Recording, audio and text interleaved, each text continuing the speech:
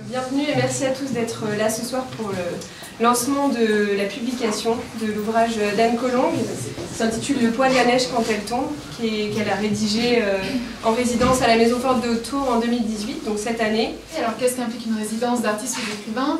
À chaque fois c'est un peu différent, mais en gros ça offre un cadre, un lieu pour écrire ou créer, selon ce qu'on fait, avec une rémunération. C'est une manière pour l'artiste d'être rémunéré et de faire son travail. La particularité d'ici, c'est qu'il y avait une commande de texte. Donc parfois en résidence, on peut être libre de travailler sur ce sur quoi on est, et puis ensuite on poursuivra. Là, voilà, il y avait cette commande d'un texte de 60 000 signes. La grande thématique de cette résidence, c'est ses déplacements, ce qui est assez vaste et assez libre, et puis de toute manière, ça s'inscrit dans des thématiques qui me sont chères, donc ça m'allait bien. Et c'était la première fois pour moi que je découvrais, que je m'attelais à l'exercice de la contrainte. C'est-à-dire que j'avais un temps donné, puisqu'il fallait, je suis arrivée en février l'année dernière, et en août il fallait que je range le manuscrit. Donc voilà, c'était la contrainte de temps et puis de format. C'était voilà, une fiction qui allait être de 60 000 signes, plus ou moins.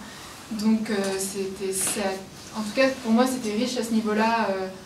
Dans mon travail de création, parce que la contrainte c'est un stimulant, et du coup ça m'a permis d'apprendre des choses sur moi-même, sur ma manière de créer. Et par ailleurs ça a été une expérience très belle à tous les niveaux. Je connaissais pas cette région et j'en ai profité un maximum, parce que voilà, quand on écrit, on est derrière sa table, mais l'écriture ça vient aussi, les idées elles viennent aussi en marchant, en parlant avec les gens, en explorant les lieux. Et puis je me suis quand même beaucoup inspirée du décor de Saint-Gervais, même si le lieu n'est pas nommé.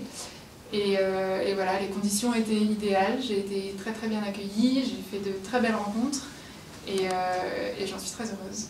Voilà.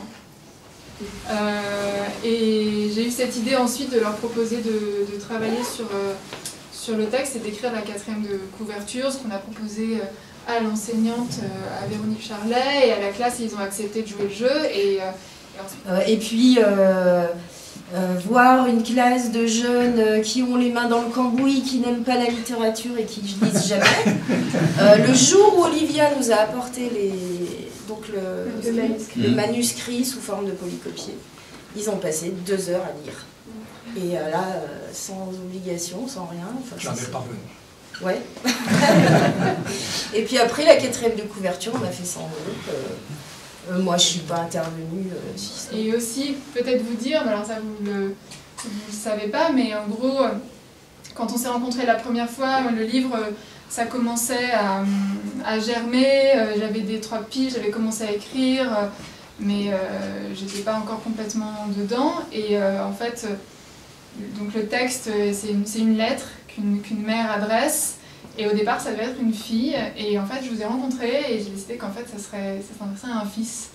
Et une influence. Non, oui, parce qu'effectivement, la littérature, c'est pas, comme vous avez dit, c'est pas quelque chose, voilà, c'est pas un domaine, c'est pas donc vous avez un goût, une habitude particulière, mais quand on s'est rencontrés la première fois, on a énormément discuté, vous étiez quand même extrêmement curieux.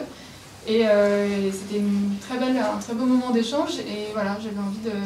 Et au final, ce texte, au fur et à mesure que je l'écrivais, c'est comme si je vous le destinais, qui vous était adressé, via la narratrice, via la manière dont elle écrit à son fils.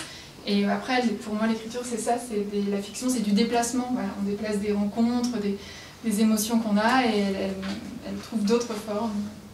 Voilà. Ce périple, je ne l'ai raconté à personne, ni l'histoire de ma mère d'ailleurs, pas même à ton père, c'est la première fois. En préparant son déménagement, Isabelle retrouve dans un carton une lettre de sa mère écrite 30 ans auparavant. Des souvenirs jaillissent, une fugue, de multiples rencontres, une détresse, une quête. Ce récit accompagné d'illustrations nous transporte dans un paysage alpin où se dérouleront toutes sortes de péripéties. Parviendra-t-elle à trouver les réponses à ces questions et à les transmettre à son fils?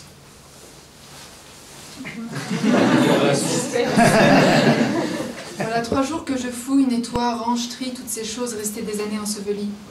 3 jours que je suis devenue une sorte d'archéologue et qu'au milieu du garage, J'exhume des vestiges de vieux cartons de supermarché. Il me faut parfois un certain temps pour identifier tel objet bizarre, associer un bout de plastique à son usage ou un bibelot que je ne reconnais pas à une époque. C'est un vrai travail de fourmi dont j'aurais dû m'occuper plus tôt.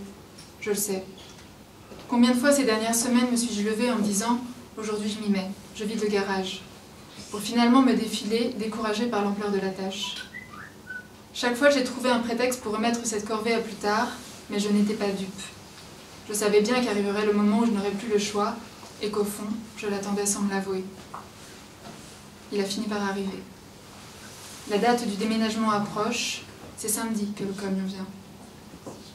La totalité de la maison a été mise en boîte, les meubles que j'emporte vidés, les autres vendus ou donnés, le vieux piano placé en dépôt chez un antiquaire. J'ai tout emballé sauf le nécessaire pour vivre ici, ou plutôt camper. Je dors depuis une semaine sur le canapé du salon, au milieu de tours de carton qui créent un paysage étrange, entre ruines et constructions. Tout est prêt à partir, hormis le contenu du garage. Le plus simple aurait été de tout emmener à la déchetterie. J'aurais emprunté une camionnette et en quelques allers-retours ça aurait été réglé. Mais j'étais incapable de tout jeter sans un regard. Alors je m'y suis attaquée. J'ai défini 3 périmètres. D'un côté ce que je garde, de l'autre ce que je bazarde, au milieu des objets pour lesquels je n'arrive pas à me décider, comme ce morceau de plastique qui a fait ressurgir ta bouille d'enfant quand je l'ai retrouvé hier. Aussitôt je t'ai revu poursuivant ce ballon à rayures que le vent sur la plage déportait, et avec lequel pendant tout un été tu as voulu dormir. Tu t'en souviens? Cela m'a rendue rêveuse et nostalgique. Que devais-je en faire? Si tu avais été là, tu m'aurais sûrement dit « Jette-le, maman.